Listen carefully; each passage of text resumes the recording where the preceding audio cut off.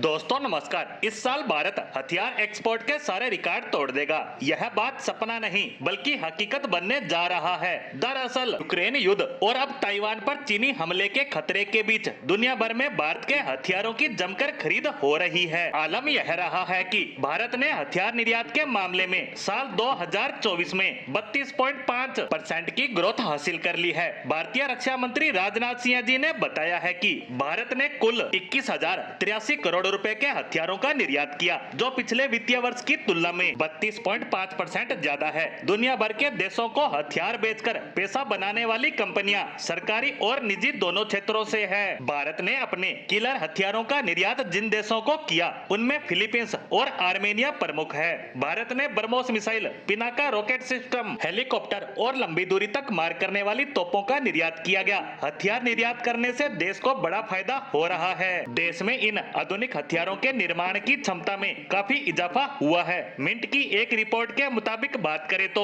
भारत ने दुनिया भर के 85 देशों को अपने डिफेंस प्रोडक्ट का निर्यात अब तक किया है। भारत की 100 ऐसी कंपनियां हैं जो लगातार बड़े लेवल पर रक्षा उत्पादों का निर्यात कर रही है। इसमें 155 mm की एडवांस तोप BrahMos missile, Pinaka rocket system सबसे आगे है। अमेरिका, फ्रांस और इजराइल की भी बड़ी बड़ी कंपनियां बड़े पैमाने पर अब कई उपकरणों को भारत में बनवा रही है, जिनसे उनकी सप्लाई चेन तो मजबूत हो ही रही है। साथ ही भारत में विदेशी हथियार बनने से मेक इन इंडिया मुहिम को फायदा हो रहा है। साथ ही देश में इन हथियारों के कलपुर्जे तैयार होने से छोटी छोटी कंपनियां भी खड़ी हो रही है। वहीं लोगों को रोजगार मिल रहा है वो अलग। भारत के हथियारों के निर्यात में यह तेजी इस बात को दर्शा रही है कि हिंदुस्तान पर दुनिया भरोसा कर रही है। रूस ने जब आर्मेनिया को हथियार देने से किनारा किया तो भारत ने कदम बढ़ाया। तुर्की, अजरबैजान और पाकिस्तान का नेक्सस का सामना कर रहे आर्मेनिया ने भारत से पिनाका रॉकेट सिस्टम, लंबी दूरी तक मार करने वाली तोप खरीदी। इसके अलावा भारत